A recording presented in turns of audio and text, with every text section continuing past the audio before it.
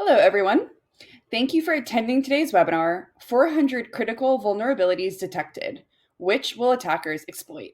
Presented by Sai. I'm Liz Wesky, and I'll be moderating this webinar. Our speaker today is Ruby Aronashvili, founder and CEO of Sai.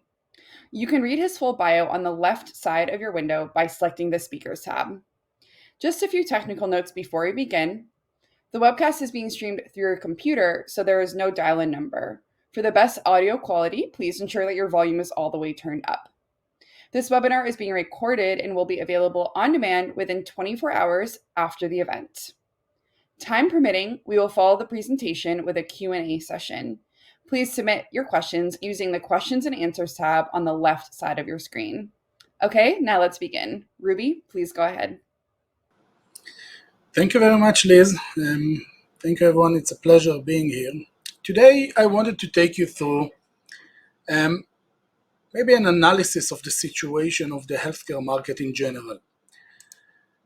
Analyzing the last report coming from IBM, we got into a very interesting understanding that this is the 12th year consecutive year in which we see that the healthcare industry is actually suffering from the highest average cost of a data breach per incident, meaning that we see an estimation for about 10 million per data breach incident in healthcare organizations. And that's almost twice than what we see in financial organizations, which by definition they are managing financial assets. And that's something that makes you wonder, how can it be that this is the situation? And today we are going to analyze or to go through some of the reasons why this is the situation and try to give you with very practical or provide you with very practical tools on how to deal with that. The first thing that I want to talk about is first, we see the increase in numbers from 2021. We see almost 10% increase when it comes to average cost of breach.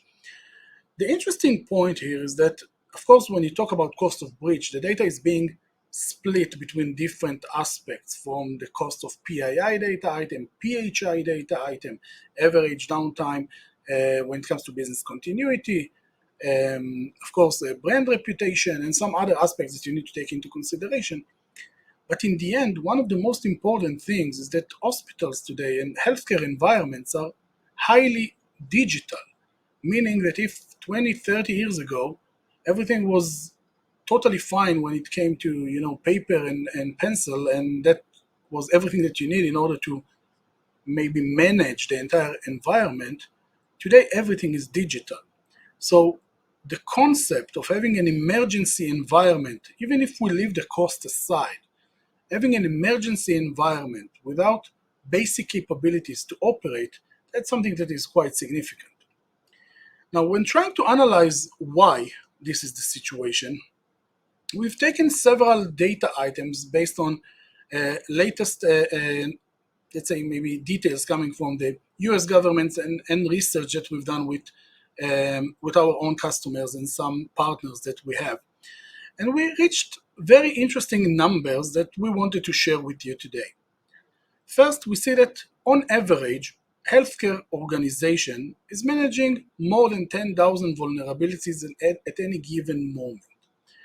The interesting part is that 400 out of those 10,000 are critical vulnerabilities. Critical meaning that they have a significant impact and immediate risk that is reflected to the organization.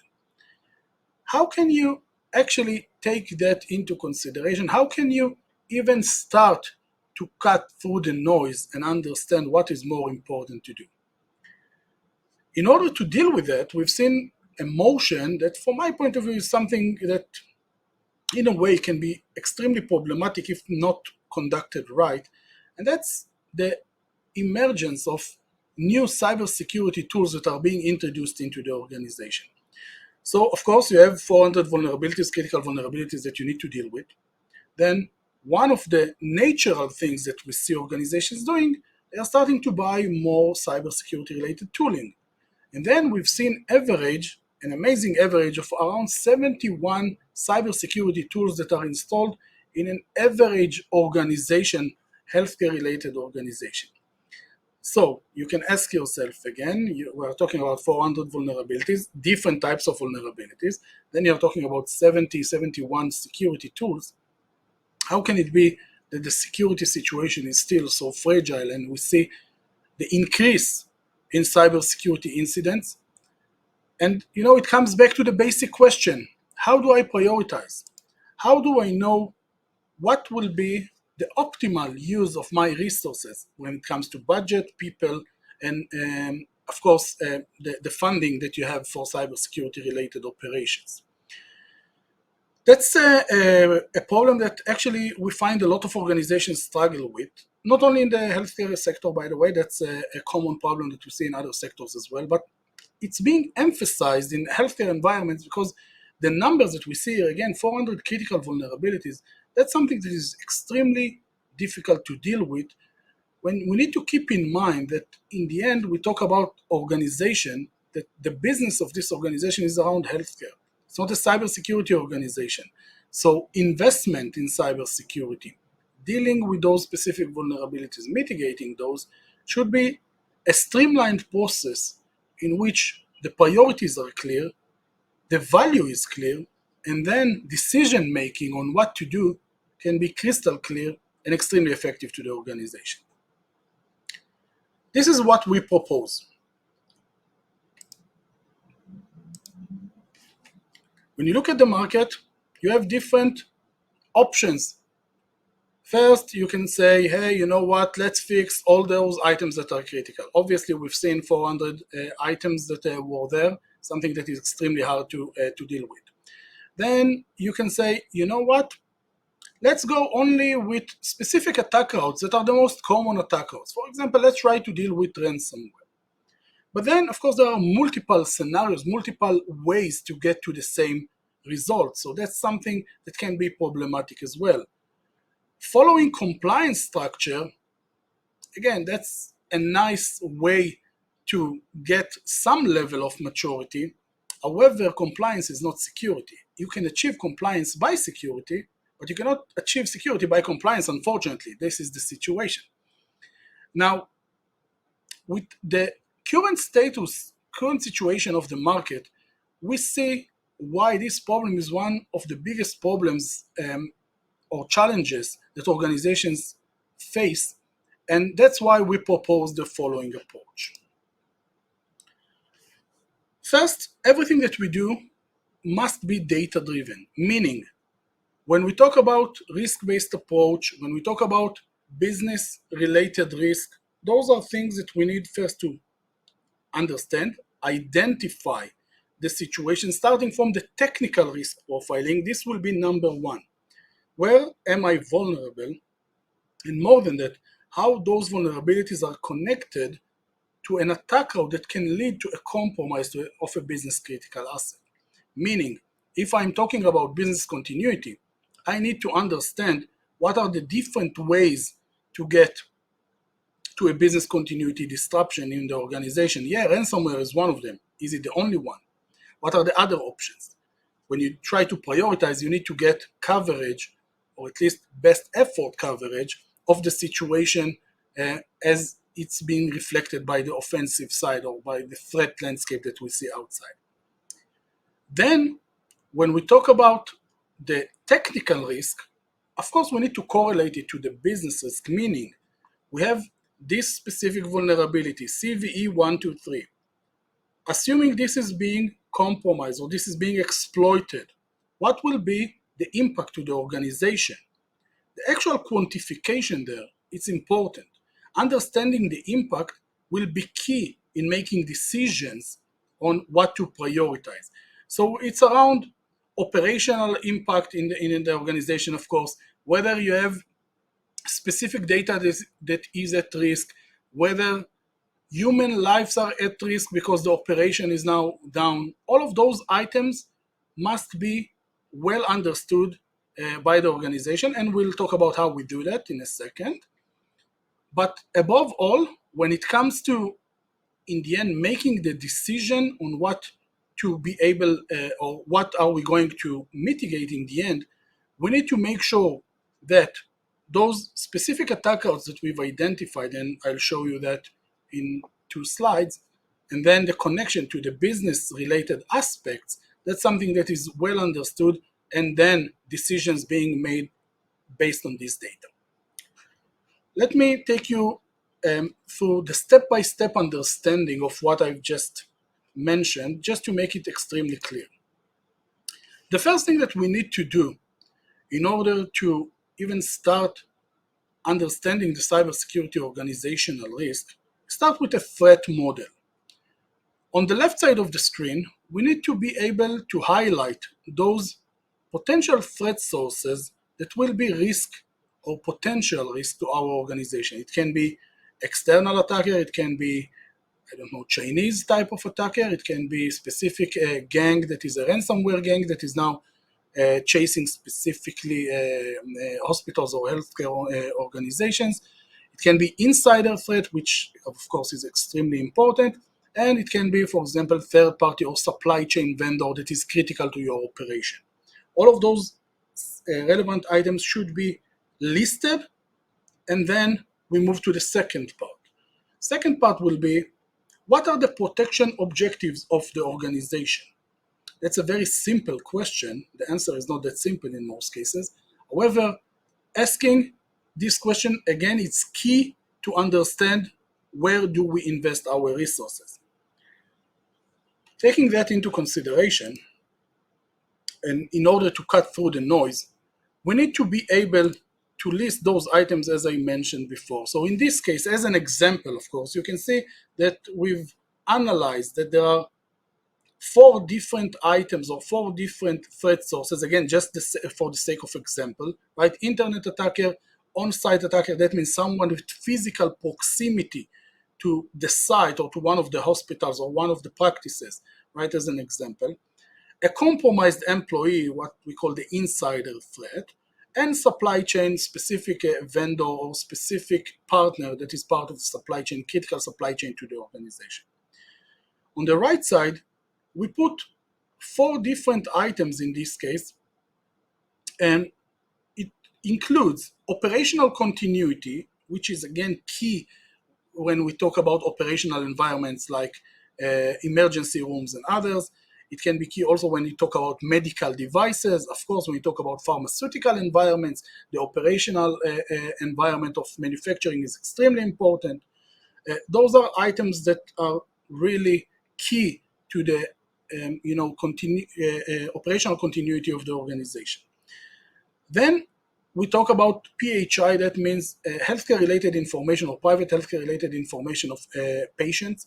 That's, again, one of the most critical secrets or protection objectives that we have in this kind of organizations. And here, there is, of course, a very interesting let's say, situation that we need to balance. We want the data to be always available, right? Every patient wants his doctors to be able to access the data whenever he goes to a practice. So you need the data to be available whenever you need it. And on the same time, it needs to be extremely protected. So only those that needs to have the access have the access. And that's something that, of course, this kind of balance or challenge, that's something that we have to take into consideration.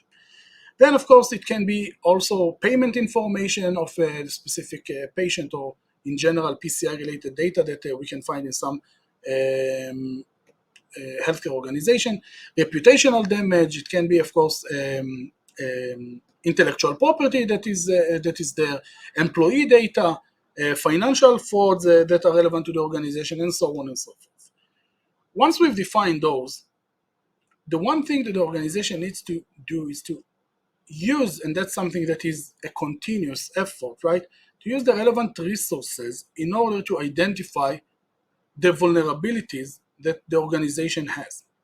Those vulnerabilities can be achieved by a penetration testing process, red team exercise, different tools that are out there, like, I don't know, breach and attack simulation in a combination with the vulnerability scanners and a penetration testing team will create in the end a list of vulnerabilities that then the risk officer needs to connect or combine together into a story that provides the full graph as you can see here. Just to explain the concept, what we are trying to do here is to connect the left side, those are the threat sources to the organization, with the right side of those are the protection objectives, and shifting from the concept of vulnerability-oriented management of the risk to attack route management of the risk, meaning we are trying to evaluate which attack routes will be relevant or the most probable attack routes, based on which we'll start the mitigation process. We'll go from the most probable items to the least probable items in order to identify those edges that will be the optimal to disconnect. First thing that we need to do in order to get there is to calculate likelihood per vulnerability. So of course inside we've developed a very sophisticated algorithm to do that, but even a basic concept here can be extremely useful. To give you an example, let's assume that we want to take, for example, potential file upload to a vulnerable website. Without getting too technical here, the point that we are trying to ask ourselves is first, whether this interface, is it exposed to the attacker, yes or no? First question, that is something that you take into consideration when it comes to likelihood. Then, whether an exploit exists, whether the exploit is complex, whether user interaction is required, do you have monitoring on this specific vulnerability? So a very simple questionnaire of 6 to 10 parameters can provide you with a very clear evaluation, even rough evaluation of the likelihood to exploitation of each and every one of those items. Once you have that, you're able now to go through this specific graph and analyze it. And again, the graph is not only a visual representation of the situation, but also a mathematical structure that you can use graph algorithms, right, of graph theory algorithms. In this case, we are using Ford-Fulkerson algorithm, which is a well-known optimization algorithm. Using that, we are able to scan the graph and go from the most probable route, from the most probable attack route to the least probable attack route, and on each of and every one of those attack routes to identify the edge that will be the optimal to disconnect, optimal meaning disconnecting maximal risk, and doing that in minimal cost and effort, meaning that if, for example, I have this attack route that is the most probable now in this organization, and I have two edges or two specific vulnerabilities that it's possible to mitigate, I will choose this vulnerability that will contribute the maximum maturity to the organization, and will do that in minimal cost and effort. So when I need to compare two items, it's very easy. Usually the situation is a little bit more complex than that, but the concept is the same. Now, once I've done this attack route, the rest of the items on the same attack route will be then prioritized after the other items will be also marked or identified for mitigation, or in other words, after we disconnect other attack routes, of course, in case that this risk in this attack route was mitigated based on this specific vulnerability. So the concept, you go attack route by attack route, identify the disconnecting edge, what we call in the graph theory world, the max flow min cut theorem. We are trying to find the min cut, meaning the minimal number of edges that we want to disconnect from the graph in order to create the minimal mitigation plan for the organization that must be followed. That will provide the organization with the best return on investment when it comes to cybersecurity related projects, efforts, or investment in mitigation in general. Generally speaking, of course, as a cybersecurity company, we always recommend to mitigate everything that you can when it comes to effort, when it comes to resources, when it comes to appetite. We always strive to do more. However, in the process that I've just mentioned, and again, just to explain that again, first, threat modeling, second, identifying the attack routes, then adding the likelihood item into the specific discussion, and then moving from the most probable route to the least probable route and disconnecting those attack routes, is a proven mathematical approach that will, at any given moment, will give you the highest return on investment on your cybersecurity effort, not because I say so, because the mathematical approach behind it is proved. When we come to executive reporting and board reporting in general, and here I took a screenshot from our platform just to explain what are the parameters that are important to analyze and important to monitor over time. So other than the findings, other than the vulnerabilities that we mentioned before, the graph that we mentioned, there are several aspects that can be calculated from the same structure. And that's why we think this structure is not only visually representing the risk, but also providing very clear decision-making mechanism based on which you are able to make not only tactical decision on what needs to be mitigated, but also strategic decisions on what the cybersecurity process or program should look like. So just to take you through the items.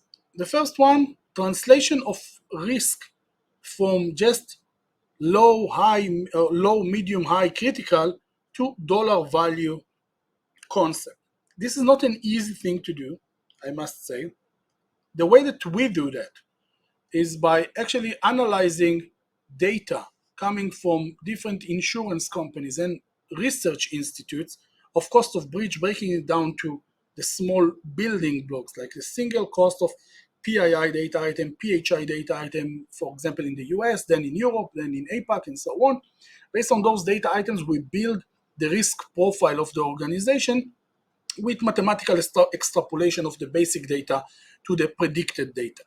That's an approach that we've taken. That's in a way an improvement of the FAIR model that is very common for risk quantification. But even if you take a simple model for risk quantification, that's important, because when you talk specific figures, it's much easier to make decisions or to be able to point out what is more important based on those specific figures.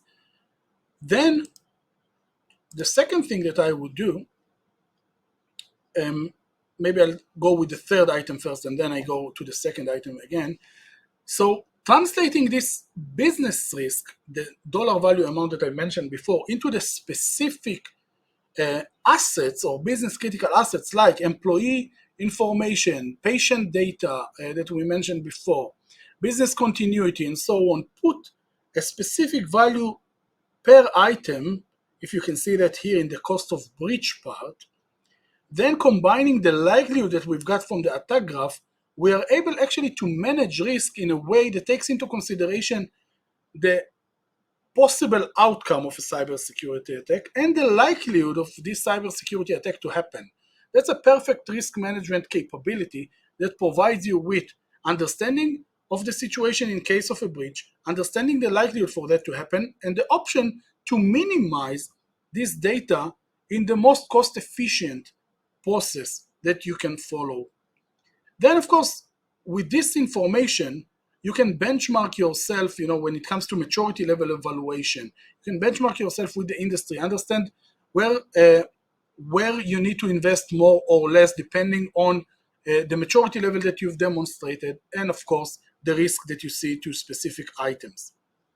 And of course, when it comes to board reporting, one of the things that they want to understand is, again, not the technical risk profiling. The graph that I mentioned before will be much too complicated to present in an executive meeting, but the summary of the graph, in very simple terms, which attackers or which profile of an attacker is able to get access to which kind of business critical assets and what is the likelihood for that to happen by calculating just the attack out value or likelihood.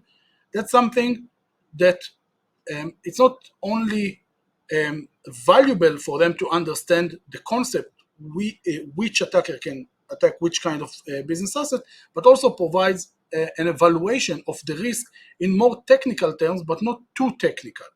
So when you have the dollar value understanding of the risk, then you have it broken down based on the specific business critical assets. You have the relevant benchmark and the strategic threat profiling. This kind of board reporting, and we are doing that today in more than 500 different organizations worldwide, that's something that provides everything that the board of directors and executive management needs in order to make the relevant decisions and provide the relevant budget for cybersecurity. The last thing that I want to show you, I want to show you a quick case study that we've done with a medical devices manufacturer worldwide. This is a quite large organization, around 60K employees worldwide. When we started to work with them, they invested quite heavily on cybersecurity. Again, I'm talking only about the cybersecurity operational program, not cybersecurity in general in the organization, in their case. We started the evaluation of the organization, and we got into maturity level that was 1.8, which is severely lower than what we see in the healthcare environment from maturity level perspective. The benchmark that we are aiming for, what we see on average in the market, is around 3 in a scale of 0 to 5, right, based on the NIST framework in this case. We were able to compromise the organization quite severely in less than 4 hours when we started to work with them. Now, the point is, really, as I mentioned before, let's start with evaluation, identification of the attack graph. So we started with that, evaluated the different attack routes by actually conducting a red team exercise. We created the attack graph that I mentioned before, added the risk quantification elements that I mentioned in the second part, and based on that, we've optimized the mitigation plan with the process that I mentioned before. Follow it step by step. First, threat model, then the attack graph with the relevant vulnerabilities connected to a storyline, added the likelihood parameters, and then optimized the mitigation planning by going from the most probable route to the least probable route, choosing the specific elements to disconnect. Using this approach, we were able to take the organization from 1.8 maturity level to 3.3, which is above the benchmark of the industry, in less than 12 months, which is, to me, exceptional. Now, of course, it's not only because of us. I think that the approach is what made the change. Investment in the right places, making sure that the budget elements and the items are actually directed to the focus of the organization, leveraging the business needs, enabling the business, and in the end, providing return on investment that is optimal, was actually the thing that we were able to achieve. Now, in the process, it was very interesting to see, we were able also to save some of the costs because we found, for example, redundant solutions. We found that some of the efforts are actually directed to places that either the risk is not there or there is no relevant threat source that can actually get access to this environment, at least in an easy way. There were other things that were much more prioritized, and then we just shifted budgets from different projects to the important projects, and that actually led to a very sharp increase in maturity. Cost reduction, 21% of cost reduction from the annual budget that now can be invested in other cybersecurity maturity programs, and that's something that we were able to achieve with the approach that I mentioned before. So if there is one thing that I want you to take from this specific discussion, is trying to model your data, understand the connection between the technical risk to the business risk, and then creating a model, even a simple one. It can be even simpler than the model that I mentioned before, but having a very clear criteria on understanding or deciding which items are going to be marked or part of the mitigation process, that's something that will be a key element in your efficient cybersecurity program. At this point, I'll give it back to Liz to see whether we have, of course, any questions there. Great. Thanks so much for that presentation, Ruby. Okay, so we are going to be moving into a quick just panel discussion here. And from there, we will open it up to audience questions. So please do submit any questions that you have for Ruby using that Q&A feature to the left side of your screen. But just to dive into a bit more of a panel discussion here. So the need to prioritize risks according to impact on the organization is clear. How do you decide which risks are the most significant? Most damages, especially in healthcare, don't necessarily come with a price tag. So first of all, everything has a price tag, right? Even if you talk about human lives, and that's very sad to say that, right? But or very unfortunate to say that, but everything has a price tag. Now, from my point of view, even going one step back and saying critical impact, high impact, medium impact, low impact, or no impact can even take you much farther than ignoring the business impact completely. So from my point of view, the point is, let's start with identifying the business impact, whether it's in dollar value or in just 1 to 10 or 1 to 5 kind of rank. That will be a starting point. In the end, I can tell you that prioritization based on the business impact, that's the only way to correlate cybersecurity investment with the organizational needs. In any other way that you choose, whether it's compliance-based approach, whether it's let's do what are the most common things in the industry, you might be able to improve your cybersecurity maturity. I'm not saying that that's not an option. However, it will be always suboptimal, and the budget that you'll invest will be higher or not utilized for a maturity level that you could have achieved in a way or in a more structured approach that is the approach that I mentioned before. Thank you for that response. Okay, so I know that you have a lot of experience working with customers to mitigate real attacks. So, from your experience, what is the most common motivation for attacks in the healthcare industry? Is it commercial, so ransomware, terrorism, or something else? How does this affect the way organizations should protect themselves? Yeah, that's a great one. So, if we divide the different types of attackers, the motivation um, really dependent on the situation as well. So maybe to be more specific here. Now, for example, we have a very interesting situation or unfortunate situation of geopolitical tension, for example. So now an attack that is just a disruptive attack, someone that is just trying to cause, as an example, right, business continuity issues, not even ransomware to ask for financial benefits, but just wiping the entire environment. That's something that we've seen very common in Europe, right? Not only against the healthcare environment, by the way, against different targets, including energy companies and some others. The motivation there is very clear. We want to show you that you don't need to mess with us. Some gangs that are, for example, working in saying we are working with their term Mother Russia, just as an example. Of course, there are others that are, of course, pro-Ukraine as well. But the point is that we've seen Conti Group, for example, working with the Russian government, trying just to say, hey, listen, we are trying to just cause damage. The motivation in general, however, is, if we think about it as a business model, you're looking for what we call on our side pressure points. When you look at an organization like healthcare organization, there are several pressure points that can be extremely beneficial for an attacker. For example, again, business continuity is one of them. You ask yourself why ransomware is so successful. Because you are able to get to a situation where the core of the business is down, right? And in order to come back, you need to, let's say, to either recover from backup or to get the specific encryption key from the attacker if you are not able to recover from backup. That's one thing.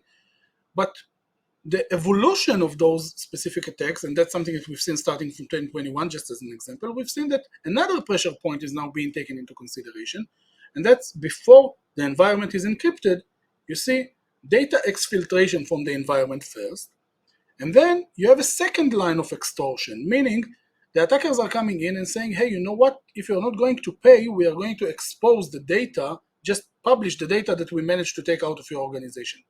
Then you have regulation issues, if that's personal data like GDPR related in Europe or privacy in the US or in any other place of the world, privacy is becoming an issue.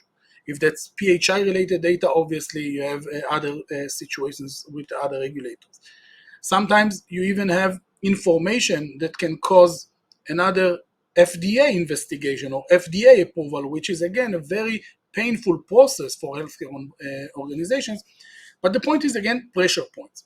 When the attacker understands your pressure, when they can press the organization, the financial impact is clear, and they know that the more pressure they're able to put on the organization, the more potential outcome or financial benefits that they can get. I can tell you that the financial motivation is still the number one motivation that we see out there today.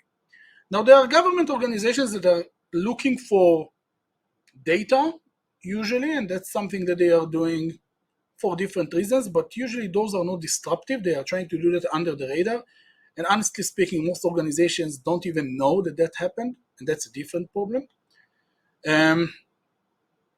But other types of attackers sometimes can do acts of retaliation if they have any kind of claim against an institute, for example, someone that caused them some kind of damage, some personal issues that we've seen in the past, someone, a very unfortunate case that we've seen, a very talented young boy that his mother went through a surgery and there was some kind of mistake there and his mother passed away in the surgery. He decided to retaliate and actually used quite significant resources in order to cause amazing or significant damage to an healthcare organization. That was a very famous story. I won't get into the details, but that's something that we've been part of the incident response team just to understand what's going on there. That was a very unfortunate situation, but again, that's a motivation as well. So from my point of view, to summarize, the financial motivation on regular days will be usually the highest one, and then pressure points will be taken into consideration, whether it's data, business continuity, or any kind of other data item that can be relevant for an attacker to put pressure on the organization. Then we have, let's say, government organizations that are searching for data. Those usually will be more silent, stealthy, under the radar, and won't cause significant damage to an organization. And on top of that, retaliation or any act of war that we see that is relevant to cause just damage, that's something that we see as well. Those are the main motivations that we see in this industry specifically. In other industries, there are other motivations, but that's what we see in this industry. Thank you for that insight, Ruby. Okay, so moving on to the next question that I have for you here. So many healthcare orgs have already started adopting the cloud. Do you think that that's a good idea? Will they still be able to keep their data and patient privacy secure? So that's a good question, right? The cloud in general has a lot of benefits, and in a lot of places you will hear probably that the cloud is much more secure than the traditional on-premises environments. And in most cases it will be true even, right? The problem that I have with cloud environments is that, and lately we've seen that with Microsoft, there was a breach in Microsoft environment in one of their buckets that was stayed just open anonymously, and you could get access to this environment. The problem with those environments is the single point of failure concept. So you put everything that you have in AWS, GCP, Azure, or whatever, right? What happens when these guys are under attack? Of course, it's a huge issue, not only to your organization, most probably to the industry, because it will be reported everywhere. More than that, the employees of this specific cloud provider, theoretically, they have access to the information as well. So in order to put data on the cloud, which in general, I think that the infrastructure, as I mentioned before, the infrastructure would probably be in a higher level of security, or at least maturity. The implementation of the environment should take into consideration the specific risks that I mentioned, the single point of failure, employee access, and some other risks that we have in cloud environments. And if you are able to solve those, for example, with encryption of the data with keys that are being stored in your environment, then you're removing the risk or reducing the risk significantly from the cloud environment. So even if the cloud environment is compromised, still the data is protected. So to your question, cloud can be a secure environment. Putting everything on the cloud as is without thinking about the consequences can be very risky. So as always, the answer here will be, you can do that. It's probably a good idea to go to the cloud because, again, there are a lot of positive reasons and incentives to do that, but you must do that right. That means you need to analyze the risk, take the relevant mitigating controls and factors, and only then make sure that you deploy your data in a secure way. Again, data encryption is one of the options. Maybe data separating the data to more than one cloud to make sure that you are not dependent on a single entity specifically, and being able to shift between those would be a smart idea. It's not always easy, but that's definitely something that must be part of the cybersecurity considerations and elements that you take into consideration. Great. Thank you so much, Ruby. Okay, so we are going to be moving into the audience Q&A portion of today's webinar. So there is still time to submit your questions using that Q&A tab to the left side of your screen, but we have a lot of great questions already, so we'll just dive right in and get to as many as we have time for. So here's our first audience question for you. So how do you calculate the probability of an attack? Yeah.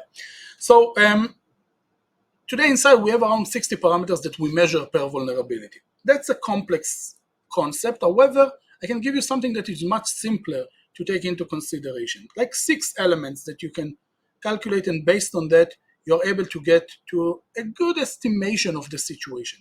First is monitoring and prevention capabilities. Whether you have monitoring capabilities to this vulnerability, that's something that lowers the risk, and whether you have preventative capabilities, that's something that lowers the risk even more. To give you one example, web application firewall. If you have that, you can detect and protect against application-specific attacks. Then interface availability. Whether the fact that you have a vulnerability doesn't mean that it's exploitable, right?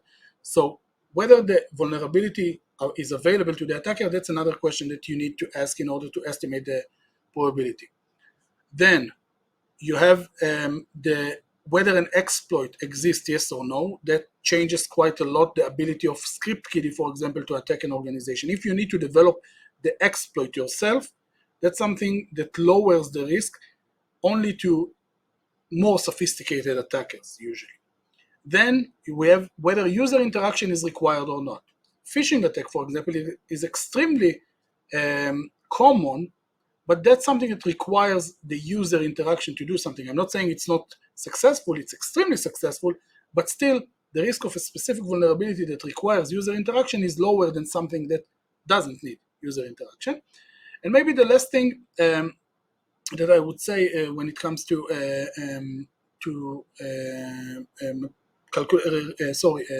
probability calculation is whether the exploitation level is sophisticated or complex exploitation or easy exploitation. Because again, if you need infrastructure, if you need to work from a different country, working through different chain of proxies and so on, that's something that can be done. However, would probably limit the number of attackers that are actually able to do that. So those 6 parameters, from my point of view, will give you very good overview of the likelihood of a vulnerability to be exploited. Great. Thank you for that response. All right, diving into our next question from the audience. So, how do you define which are the critical assets in the organization? Yes, so critical assets, that's something that we are collecting. Again, we have a data model to try and identify that based on what we've seen in other organizations already. But generally speaking, when you're in your organization, you can ask yourself a very simple question. What is a catastrophe in my organization that if happens, the organization is not able to work or to move? This is how you start, at least. It doesn't mean that every business critical asset needs to be catastrophic, but you start with the catastrophes. Those are the most valuable items. For example, business continuity in emergency room, extremely important. If you have, for example, let's take surgery equipment, right? That if can be controlled remotely, like you see in the movies, right? While you're in a surgery, that can cause human lives or can cause casualties. Of course, that's extremely important. When you talk about intellectual property, financial fraud, again, those are important as well, but going down in the rank of importance, the framework of having data integrity, availability, financial aspects, and privacy, this is more or less the framework that we see in most organizations. Now, breaking it down to the different pieces, the customer specific or organization specific details, That's something that every organization can do. But again, data, that means confidentiality, integrity, availability of the data and the platforms. Then we talk about financial aspects, that means financial fraud and so on, and then privacy. In some organizations, safety is obviously an issue. Obviously, when we talk about healthcare organizations, safety is part of the framework there.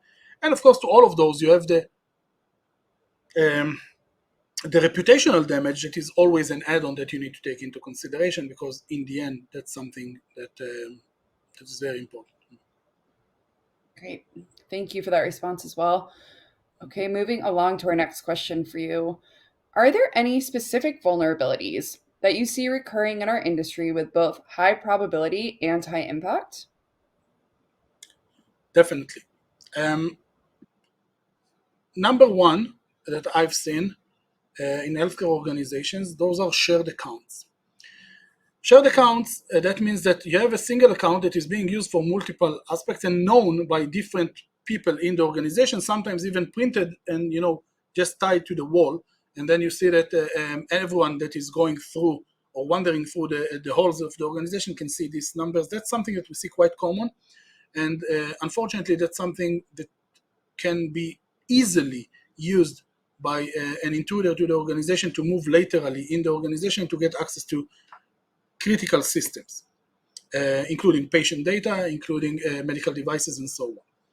Second thing, other than password sharing or account sharing, we see data protection.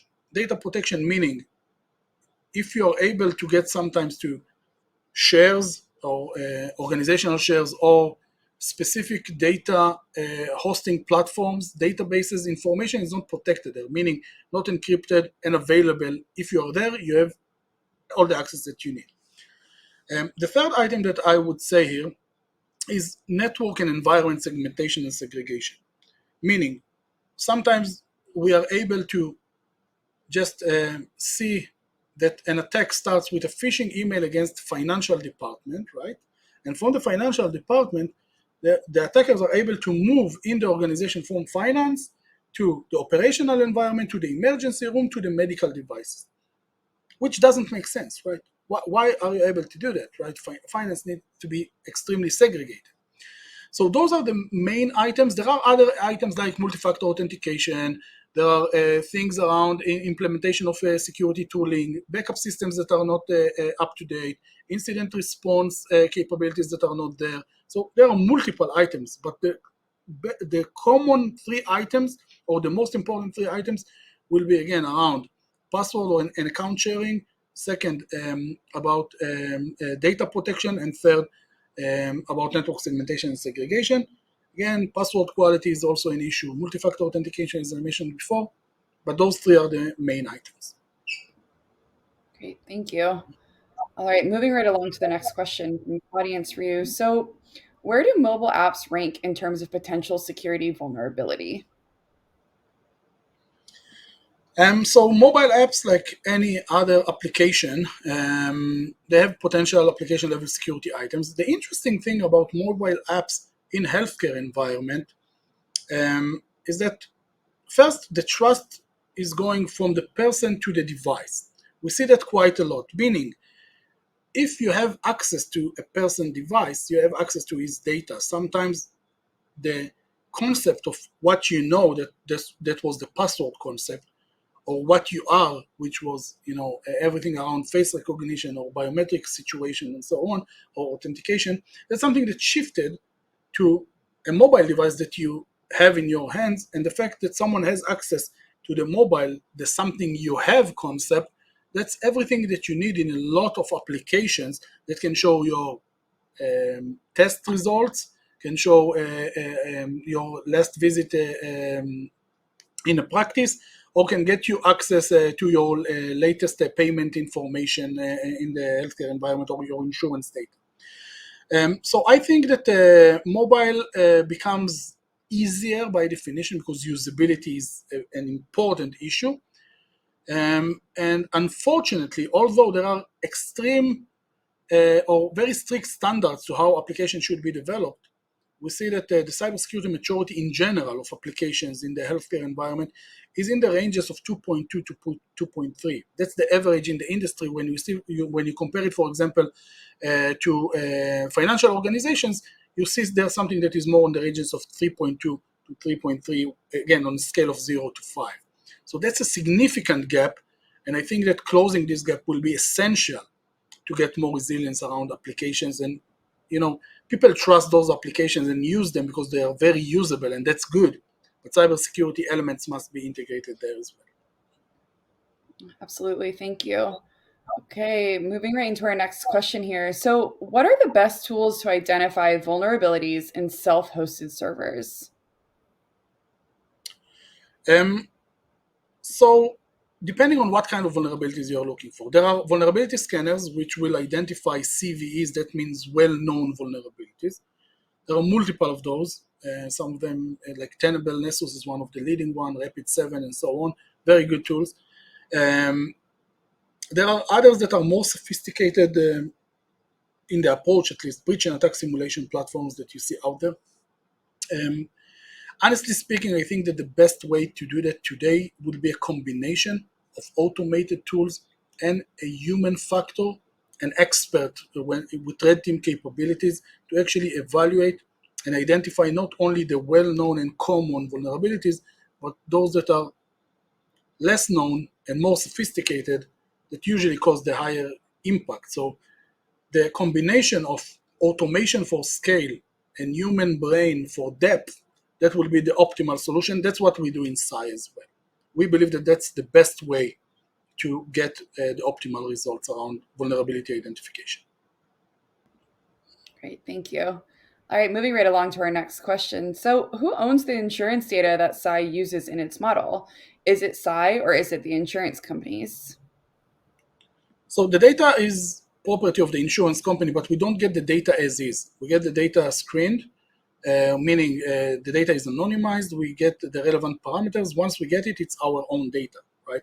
This is the way that we exchange data with insurance companies. We provide them with statistics as well, the things that they can use for sure on their side.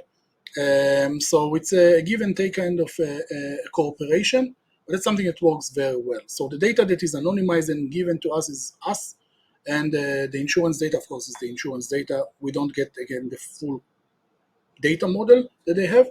We get only the things that we need. Got it. Thank you for that information. All right, it looks like we have time for just one more question. So this will be our final question for this portion of our Q&A. We did have a lot of great questions come in today and couldn't get to them all. So if you submitted a question that we weren't able to address, we will follow up with you or do our best to follow up with you directly after this webinar. So diving right into our last question for you, where do you get the data to assess the attack routes and how can you build them? Yeah, so that's a great question. So first of all, I think that the expertise that we've developed over time, I can talk now for SCI, right? Most of our people are ex-military cybersecurity experts coming from army environment, following the industry in general. That's one of our key competence here in SCI, meaning we are always trying to be several steps ahead using offensive capabilities that are extremely important. Then, or extremely valuable from the offensive perspective. Now, getting the data in general on a continuous basis, that really relates to the question that we had before. How do you check your self-hosted servers? It's not only for self-hosted servers, but in general, the combination of cybersecurity scanning tools and red teamers working for you can generate the attack routes that we've discussed before, but that's not the only way. Sometimes even having a security architect in the organization with a simple questionnaire, although I hate questionnaires, right? But that's something that can be extremely effective if you ask the right questions. By only asking the relevant questions, you're able to create an attack tree that will reflect your organizational risk. Even if you take only a concept like the NIST framework, translate it into the operational security elements, then you're able really to ask the relevant questions and build the attack tree that will be the foundation for your cybersecurity risk profiling. It's not perfect, but it's a very good way to start. Great. Thank you so much, Ruby. All right. Well, I would like to thank everyone in our audience today for attending this Fierce Healthcare webinar and for submitting so many great questions. I'd like to thank our speaker, Ruby, for participating and Sai for presenting today's webinar. This webinar has been recorded, and you will be able to access that recording within 24 hours using the same audience link that was sent to you earlier. Thank you again so much for joining, and we look forward to seeing you at future events.